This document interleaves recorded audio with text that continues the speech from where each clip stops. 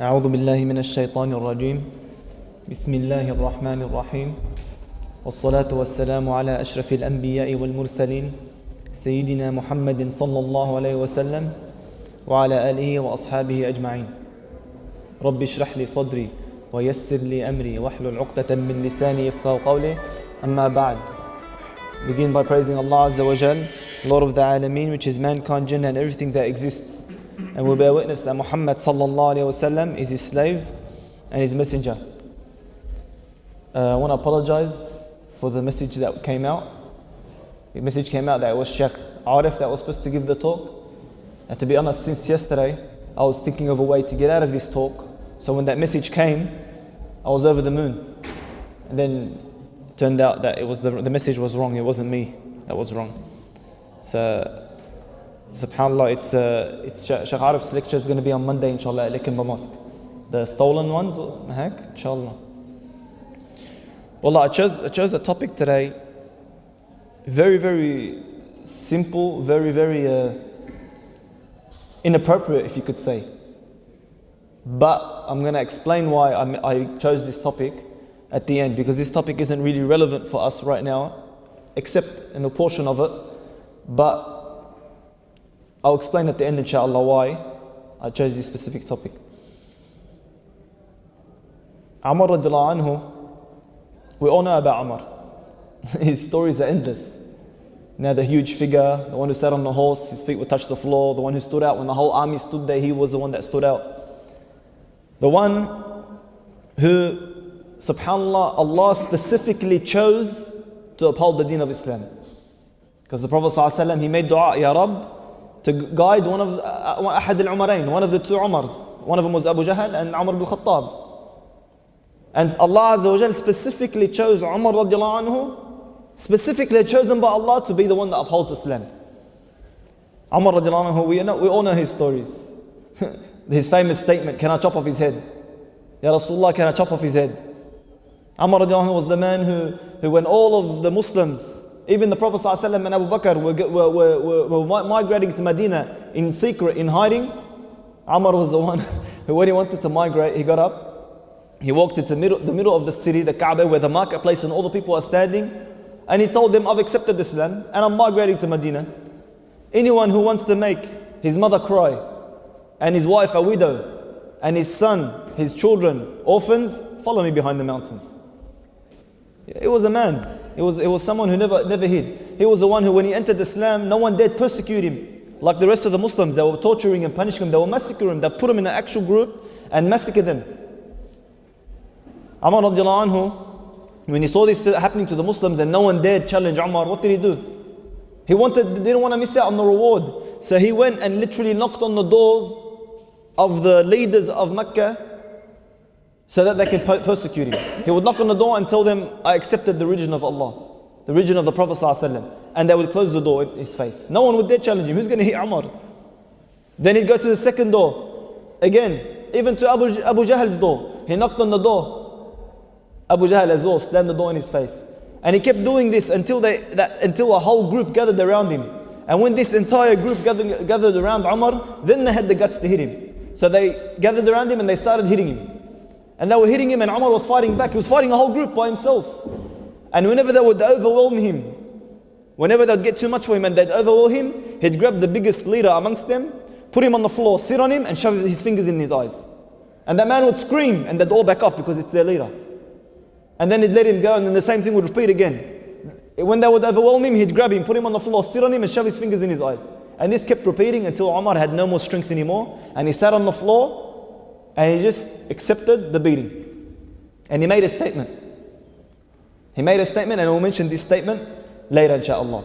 Umar was the one who, if the companions themselves used to be scared of. The companions. One day he was walking and 3 companions were behind him. Included behind him was Khalid ibn Walid, the general who never lost a battle. Umar turns around to tell them something and they all got scared.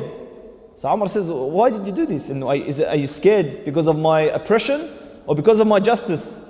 They go, because of your justice. He gives them, may Allah increase your fee.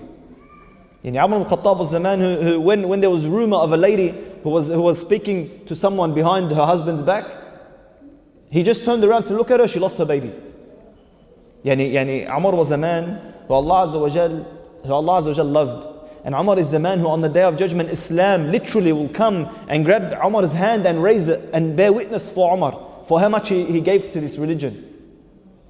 Umar radiallahu anhu was the man who, when he was so pure, Al-Faruq, the criterion between right and wrong, he was so pure that when he would speak, Allah would reveal it in the Quran. Several occasions when the wives of the Prophet played that trick on the Prophet ﷺ. And then Umar radiallahu anhu couldn't believe what they did to him. So he went to the wives of the Prophet and he spoke to them. And he told them basically, if you don't fix yourselves up, Allah Azza wa Jalla will replace you with someone better for the Prophet ﷺ. Aisha couldn't accept this. She goes, do you have to speak on behalf of the Prophet? A little while later, Allah Azza wa Jalla revealed in the Quran those exact words. That if you don't basically fix yourself up, Allah will literally replace you with better for the Prophet ﷺ. In another occasion, when Umar came to the Prophet ﷺ and told him, Ya Rasulullah, shouldn't we make Maqam Ibrahim, that place where the footstep of Ibrahim is next to the Kaaba, shouldn't we make that a place of prayer? A little while later, Allah Azza wa Jalla reveals in the Quran, وَاتَّخِذُوا مِن مَقَامِ إِبْرَاهِيمَ مُصَلَّى, and take from the place of Ibrahim a place of prayer. And subhanAllah, this is how pure this man was. Umar ibn Khattab was the man who, if everyone on the face of this earth was destroyed, he would have survived. That time when the battle of Badr occurred, and Umar radiallahu anhu, the Prophet ﷺ done shura with the companions, and Umar gave his opinion and all the rest of the companions agreed on one opinion, and the Prophet ﷺ took the opinion of Abu Bakr and the rest of the companions. Later on, Umar is walking down the road and he sees the Prophet ﷺ crying and Abu Bakr next to him, and they're both crying. So he says, Ya Rasulullah, why are you crying? Let me know so I can cry with you. And if I can't cry, I'll force myself to cry. Prophet ﷺ told him, Ya Allah, Ya Umar, if it wasn't for a previous verse that Allah had revealed, Allah would have destroyed us all. And you would have been the only one that survived. Because his opinion was correct and the rest of the companions were all wrong. So Umar al-Khattab radiallahu anhu, in many occasions, look at his status. Look how much Allah Azza wa Jalla loved him. Look how much he gave to Islam. A man who would literally spend his days working for the people in his khilafah, and literally spend the nights giving the rest of the nights for Allah Azza wa Jal. To the extent where when the messengers, when the Muslims were in battle against one of the great Persian empires or the Roman empires, and they had finally had victory, and they sent a messenger to the Prophet ﷺ, to Umar, who was Khalifa at that time, to tell him that they had won. What happened? The messenger entered Medina at the time where it was after Dhuhr, where everyone would sleep, would have their little qaylula. So he didn't want to upset Umar or wake him up. So what did he do? He entered and he went into the mosque and he sat there and waited to tell Umar later. Hala, people were in the mosque. So what did he do? He started telling the people, and the word got around and it came to Umar. He went up to this man and he grabbed him. How dare you come and tell the people before you tell Amir al-Mu'mineen, the Khalifa? He said, Ya Umar, I came in at the time of Salah, and I know everyone sleeps after Dhuhr, so I didn't want to wake you up. He goes, me sleep? He goes, when can I sleep? He goes, if I sleep during the day, I can't fulfill the rights of the people. And if I sleep during the night, I can't fulfill the rights of Allah. I never sleep. He would sleep little hours, portions here, an hour here, 2 hours here, 3 hours there. He wouldn't sleep the nights. So Umar ibn Khattab, look at his status. You know, when push comes to shove, when times get real tough, it's every man for himself. And we see that around the world. Lahaya in Somalia, they're dying from lack of food. They're dying from hunger. What happens when a container comes? They're attacking each other, they're killing each other to grab that water and that food. In the time of the Khilafah of Umar radiallahu anhu, things got so tough. No more water, no more crops. People were dying from hunger. It was a year of famine. The Muslims were going to be annihilated. At this time, when push comes to shove, we mention every man for himself. But what were the Muslims worried about? They weren't worried about themselves. They were worried about Umar, because they knew if they hadn't eaten, or if they hadn't eaten little, he's eaten even less. They knew if anyone would die from hunger first, it would be Umar before them. He would walk around the streets, his face pale, his skin stuck to his bones in hunger. And he made that famous statement to his stomach, whether you growl or you don't growl, you're not going to taste the meat until the children of Medina, of the Muslims, are eating meat. So look at the status of Umar radiallahu anhu. Why did I mention all this right now? Why did I go through and mention all these things that we already know about Umar radiallahu anhu? The reason is simple. Umar radiallahu anhu wakes up in the morning one day. He gets up and he starts waking up the Muslims for Salat al-Fajr. They all come to the mosque and he begins his prayer. While he's in his prayer, one of the slaves, the Jewish slaves, who made a specific double-edged knife specifically for Umar radiallahu anhu, goes through the lines as the Muslims are praying and he stabs Umar several times. So much so that Umar radiallahu anhu, when he dropped to the floor, he kept praying when he was stabbed. When he finally dropped to the floor, the Muslims got him milk to drink. When he would drink it in his mouth, it would come out of his stomach, come out of the holes in his body. And this is when they knew he would die.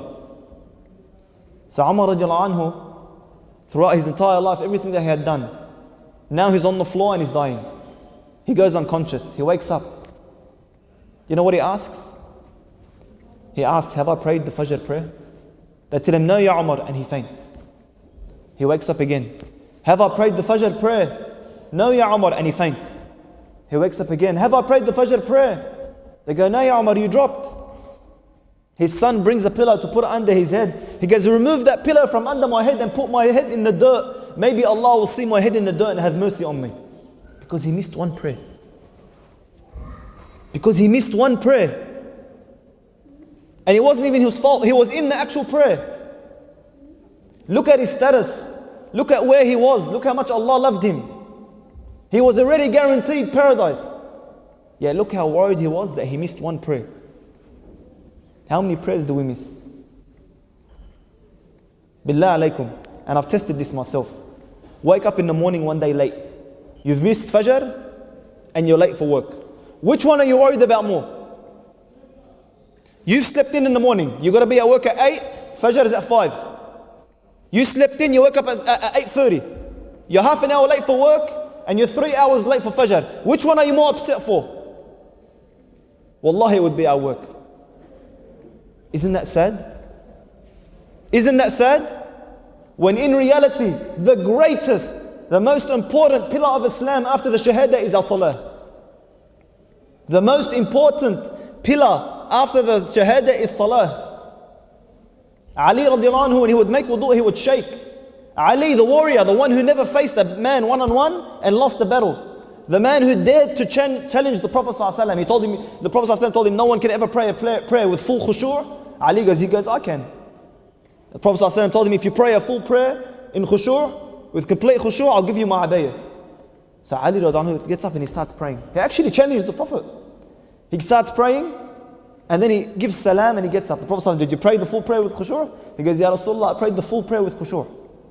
Until I got to the end of the prayer, I wondered, were you going to give me the new abayah or the old abayah? Ali radiallahu anhu, the man who was this warrior, when he used to make wudu, he used to shake. They go, Ya Ali, why are you shaking? He said, how can I not shake? Don't you know who I'm going to meet? I'm going to meet the Lord of the heavens and the earth. I'm going to stand before the Lord of the heavens and the earth. Ali radiallahu anhu, look, why was he at such a great status? Very simple. One day he was praying and the house around him began to burn. He was in a house fire. And people all gathered around and they saw him, he's still praying. And then they called out to him, Ya Ali, the house is burning, Ya Ali, the house is burning, and he didn't listen. At the end of the prayer, he gave salam and he walked out. They go, Ya Ali, didn't you hear us calling out to you that the prayer is burnt? The house is burning? He replied, can you hear what you're praying? Can you actually hear others or hear things while you're praying? He couldn't understand, how could that be? Is that the true value of salah in our lives? Seriously. Do we have that khushu'? We're standing in front of Allah Azza wa Jal, the Lord of the heavens and the earth. You know, one of the famous scholars said, he goes, if one of our sujood were to be dispersed amongst all of mankind, it would destroy us all. How dare you be in the closest position to Allah and you're thinking it other than Allah? If one of our sujood was dispersed amongst everyone on the face of this planet, we'd all be destroyed. How dare we be in the closest position to Allah and we think of other than Him? My dear brothers in Islam, the salah is the most important pillar in Islam after the shahada. Yet how many people didn't pray right now? They're right here in the gym. We didn't do anything. We didn't say anything. We did not say anything. Imam Malik radiallahu anhu, And we all know his story, his famous story, where after Asr you're not supposed to pray anything. And he walks into the mosque and he sits down. He didn't want to pray Tahiyyat al-Masjid because after Asr it's makruh. That was his opinion. As he sat down, a young child was sitting on the side. He goes, you're such a great imam, don't you know you're supposed to pray 2 rak'at when you walk in? He got up and he prayed 2 rak'at. So his students were sitting there watching. They go, Ya Imam, how can you get up and pray? Did you find new dalil? Did you find new proof and change your opinion that you should pray? He goes, no, I'm still on my opinion. They go, then why did you pray? He goes, I didn't be from one of those who Allah mentions in the Quran, وَإِذَا قِيلَ لَهُمُ ارْكَعُوا لَا يَرْكَعُونَ. And when it is said to them to bow, they refuse. Look at the importance of salah in their lives. My dear brothers in Islam, the shaitan was cursed. He was thrown out of paradise, guaranteed hellfire for eternity, and was given the curse of Allah Azza wa Jal for refusing one sajda. To who? To Adam, to a man. What's going to happen to us who refuse to bow down to the Lord of the heavens and the earth?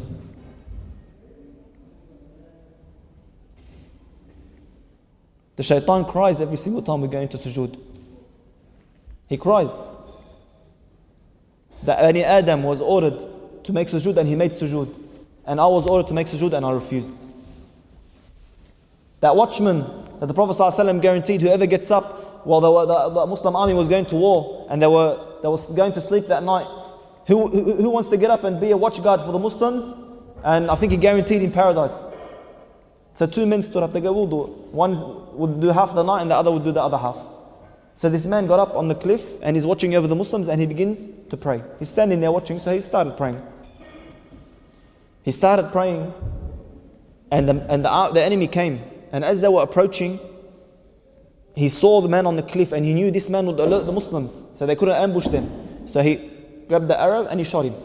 And the arrow entered one part of his body and exited the other. And this man remained there standing praying. He did not want to leave his prayer. Look how important it was to him. He didn't want to leave his prayer. We took some of the shababs a few weeks ago to skirmish paintball. Little paintball just hits you, it stings. You should see them run. And it's killing and they're rolling on the floor in pain. This man took an arrow in one part of his body and out the other and he didn't move. Another arrow, second one, straight in one part, out of the other. The third arrow, straight in one part, out the other. And he would not leave his prayer.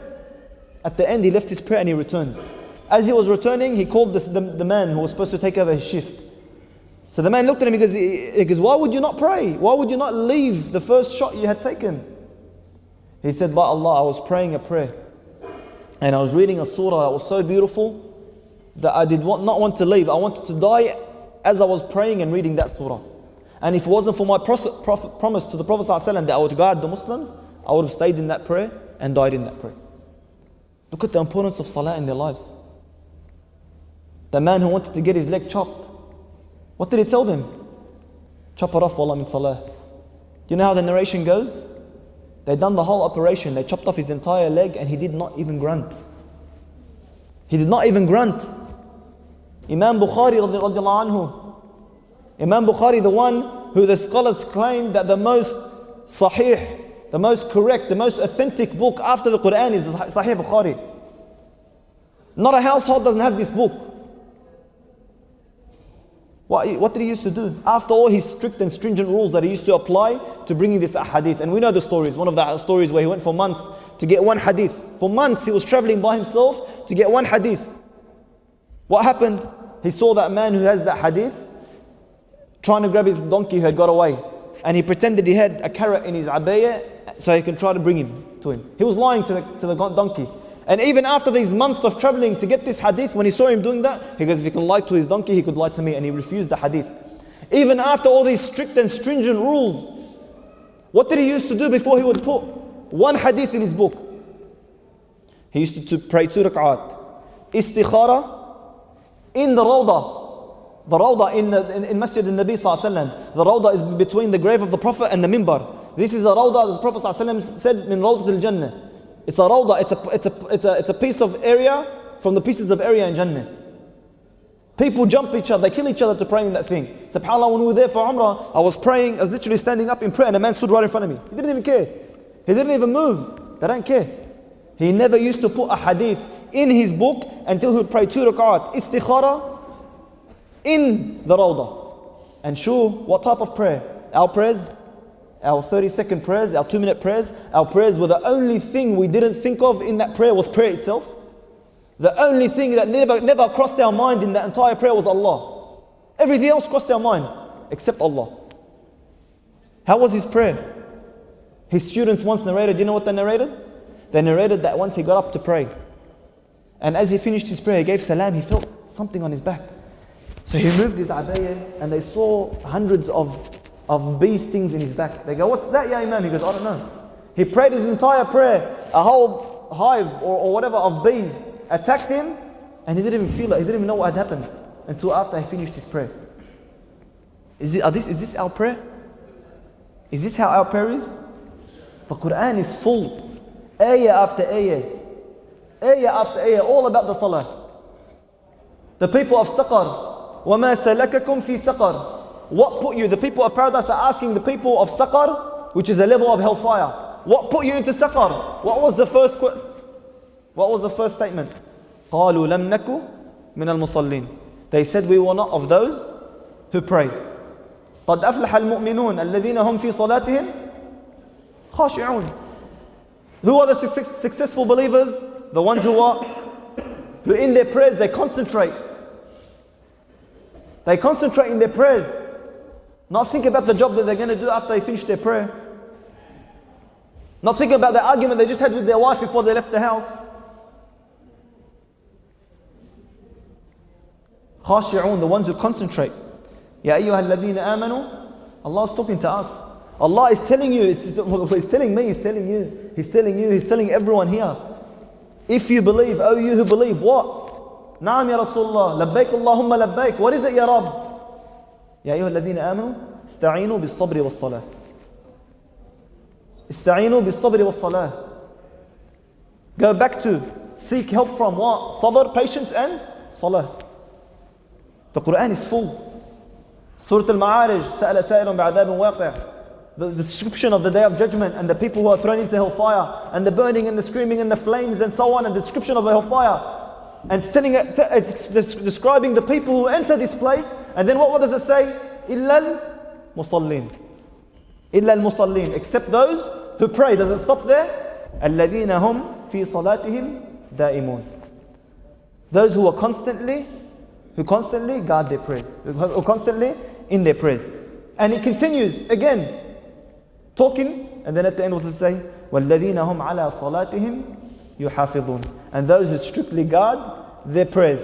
What's the next verse exactly? أُولَٰئِكَ فِي جَنَّاتٍ مُكْرَمُونَ. Verily they are in a high lofty paradise, honored. مُكْرَمُونَ. The Quran is full. حَافِظُوا عَلَى الصَّلَوَاتِ وَالصَّلَاةِ الْوُسْطَى. Guard your prayer, your prayers, especially the middle prayer. وَقُومُوا لِلَّهِ قَانِتِينَ. And stand there in front of your Lord with concentration, with obedience, thinking of no one and nothing but Allah. Is this our prayer? Is this how our prayer is? I want to ask you a question. Our whole lives, literally our whole lives, comes down to one test, the Day of Judgment. Our whole lives, everything in our lives, everything we do in our lives, all it comes down to is one test. When we have a test here, when we have a test in this life, what do? The HSC kids, you should see him. SubhanAllah, try to bring him to a lesson. Try to take him to the mosque or to an Islamic camp or something. No one will come. Why? They're studying day and night. Why? For the HSC. In uni, every single book they give you and the extras and so on and so forth, we memorize and we learn them and everything. Why? So that we can make sure we know, we're prepared for any question they ask us. Isn't that right? Even when we go to work, it's a test. If you don't come with the right equipment, if you don't come with the right tools, you're not going to be able to do the job. It's going to take you a lot longer. You might end up losing money. If these kids, if we fail these tests, or we fail at work or whatever it is, if we tried, we don't care. If we tried, if we attempted to study and so on, and we just ended up with a question we couldn't answer, alright, fair enough. But we know our whole lives are all leading up to one test, and we know the question and we're still failing. How foolish do we have to be? What's the first question on the Day of Judgment? Salah. And we're still failing. Can you believe that? Can you believe a person who knows exactly what's going to be in his exam tomorrow, and he enters the exam and he fails? What an idiot. We're living our whole lives and Allah is telling you, the first question I'm going to ask you when you're resurrected on the Day of Judgment is Salah. If it goes well, all will go well. If it goes bad, all will go bad and you will enter Jahannam. And people actually fail. People actually fail. People who stand in front of Allah Azza wa Jalla on the Day of Judgment, all scared, all running around, everyone burning according to their deeds. What's going to happen? يَوْمَ يُكْشَفُ عَنْ سَاقٍ وَيُدْعَوْنَ إِلَى السُّجُودِ فَلَا يَسْتَطِيعُونَ. On that day, they will all be called to bow down, and they won't be able to. They won't be able to. Do you know what that means? They're all standing there at one platform in front of Allah Azza wa Jal, and they're all ordered to bow down. They know if they don't bow down right now, they're going to be standing out. The angels are going to see them as the ones who disbelieved on Allah, who never used to pray and so on, and they'll be dragged to hellfire. They're doing everything in their power to bow down.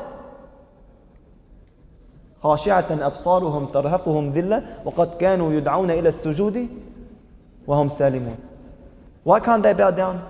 Because they used to be called to bow down while they were able to, and they refused. Prophet ﷺ said, on that day Allah will make their backs like a plank of wood. They'll do everything in their power to bow down, but they won't be able to.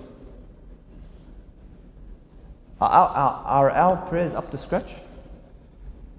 Would we have gone to school, would our parents have sent us to school if we weren't going to go from U2 to 3, or U3 to U4, and 5 to 6 and so on? Would we have actually went to school if that wasn't the case? Would we do an apprenticeship making $50 a day for 4, 5, 6 years? Would we actually go through that if we're not going to at the end of the day get our degree and be able to work on ourselves and make some more money and be able to support our families? You wouldn't do it. You wouldn't go to school and you wouldn't get your apprenticeship and you wouldn't go to uni and you wouldn't do anything if you don't move up. So how is it that we will live our entire lives 50, 60, 70, 80 years and our prayer stays exactly the same, if not worse, when we die than it was when we started? How? Billah alaykum. How does our prayer stay exactly the same for 50, 60 years? It never increases, it never gets better, there's never more khushu'. The Prophet ﷺ said the only reward you get out of prayer is that which you were present for, that which you were conscious for, that which you were thinking of Allah Azza wa Jal in. How much of our prayer are we thinking of Allah in it? How much of our prayer are we concentrating in it? Because that's the only reward you're going to get. Prophet ﷺ told the companions there will come a time where a person will pray a prayer and he won't even get 1/50th of the reward. You know what 1/50th of the reward is? Yani, this man prays a 5-minute prayer, he gets rewarded for like 6 seconds of it.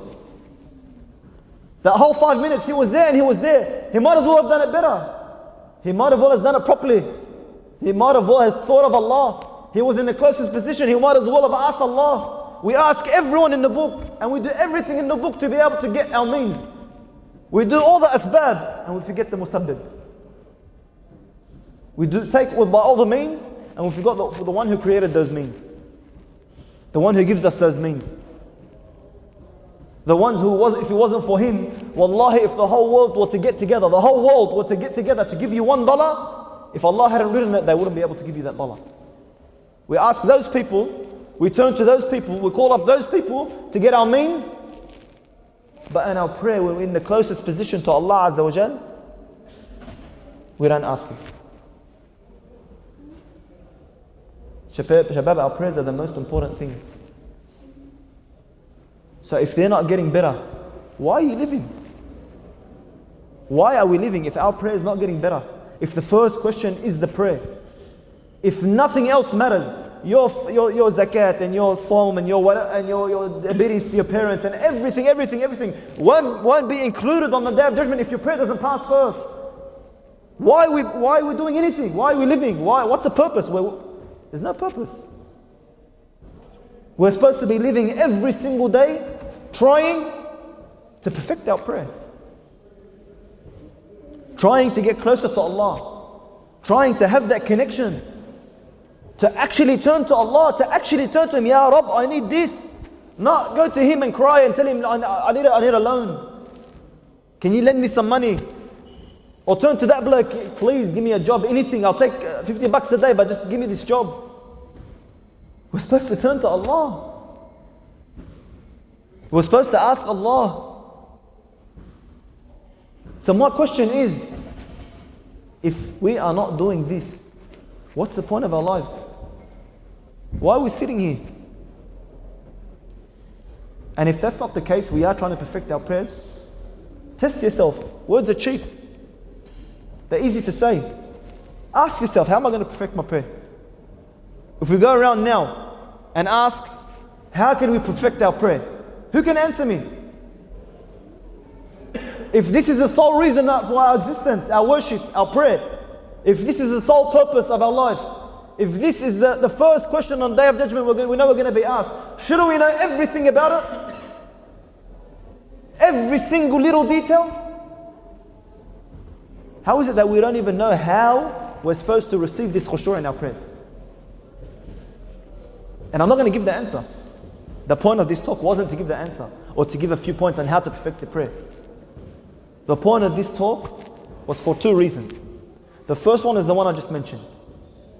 If you really care about your akhirah, if you really care about where you're going to end up on the Day of Judgment, if you are really worried that your good deeds might not be heavier than your bad deeds, if you really are worried if you're going to be able to answer and pass the first question on the Day of Judgment, which is your prayer, then you'd go and find out.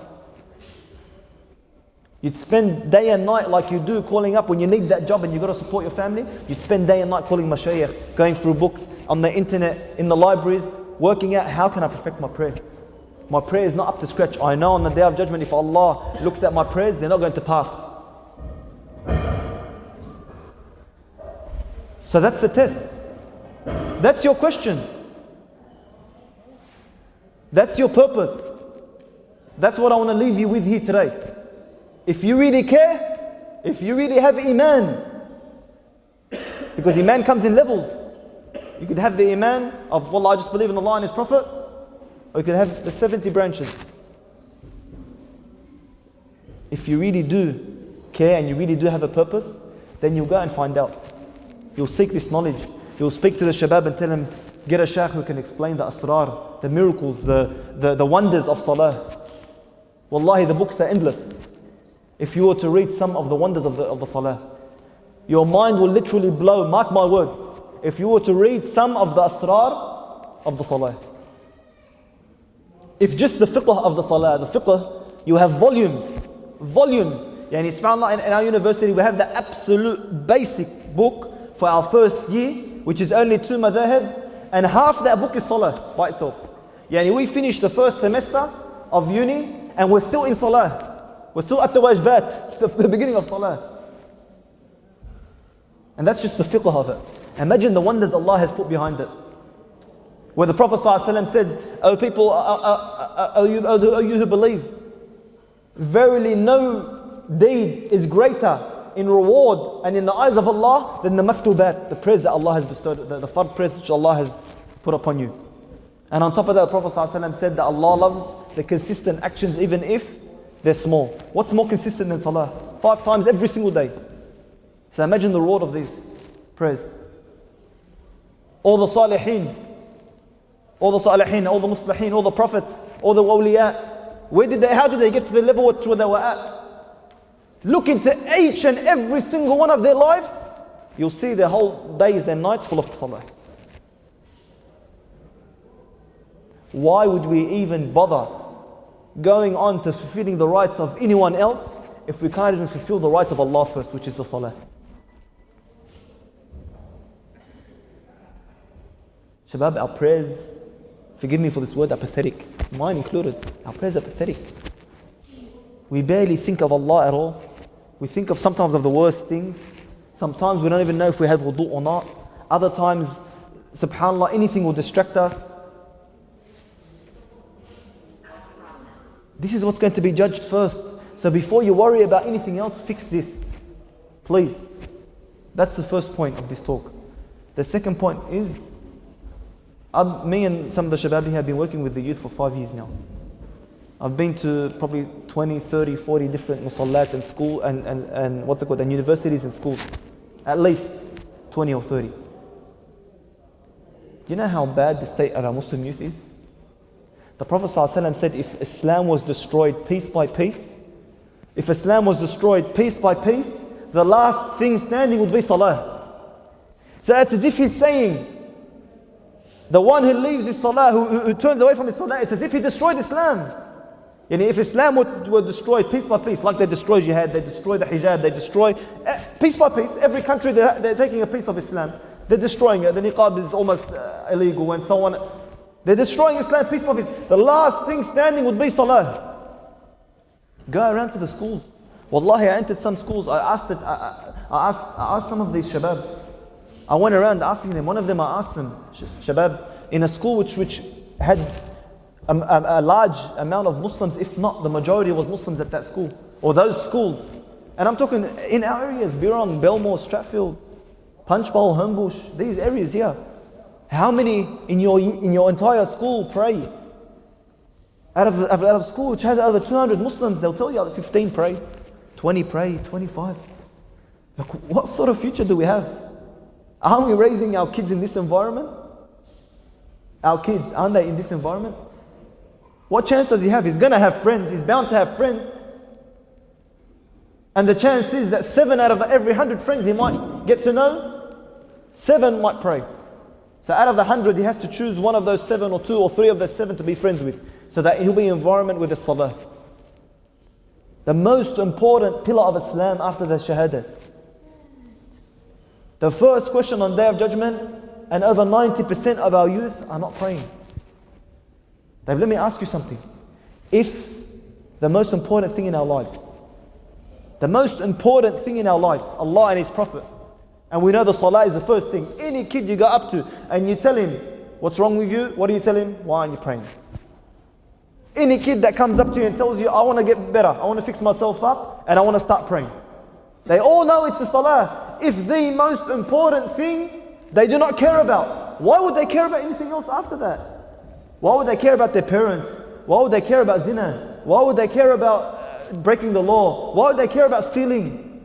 Why would they care about drugs? Why? If all these they know we all know aren't as important to them as the salah. We've got a lot of work to do, man. We have a lot of work to do. Wallahi, sometimes we let something go and we don't fulfill our responsibilities. And our responsibility is Islam. On the Day of Judgment, the last thing standing between us and Jannah is what? Is Islam. It will come forward and say, did you feel I was your amana, I was your responsibility. What have we done for Islam? What are we going to say? We have a lot of work to do. These shabab need someone. They need people to get up. SubhanAllah, a brother here, 3, 4 brothers, 5 brothers, 10 brothers all come to pray. Try to drag someone with you. You see your relatives, your friends, you pass by a group of shabab hanging out in Lakimba here as you're going down to the mosque. Grab them, put them in your car, tell them, come, let's pray and I'll drop you back off. The most important thing is Islam. Yani the last thing that will be standing when Islam is destroyed is salah. So while you do this work and you try to help these people back onto the path to start their prayers, you are actually upholding Islam. Isn't that what we want? Islam to rise? Our kids to be brought up in Islam? Never underestimate the value of salah. Never underestimate it, please. Every single one of us. Find out, do some research, make some effort. How do I perfect my prayer? How do I overcome this shaitan which is specifically designed to distract me in my prayer? How could I guard my prayer? These are hints. Without giving you the actual answers, these are hints. Ask these questions, and every single chance you get, warn about the salah. Advise about the salah. Enforce the salah. Explain about the salah. Go down to the level of whoever it is you're speaking to and tell him this will happen. That will happen. What's it worth? Is it worth that? 5 minutes, yallah. Make it simple, make it easy, that's what it is. And inshaAllah, you will face Allah Azza wa Jalla on the Day of Judgment with your deeds and mountains of deeds. And you ask, Ya Allah, who are they for? And He'll tell them they're for you. Ya Rabbi, I didn't do all those. He goes, oh, those are those people, that knowledge you left behind, or your kids that you raised on khair, on the deen, and he done his worship after it, or made dua for you, and those are the people that you guided, and those are mountains. That's all that matters. That's the currency on the Day of Judgment. The currency is our hasanat, our a'mal. If we don't have enough money on that day, you're not going to be able to buy anything. سبحانك اللهم وبحمدك نشهد أن لا إله إلا أنت نستغفرك ونتوب إليك. To listen to or download more Islamic lectures, please visit www.islamicmedia.com.au.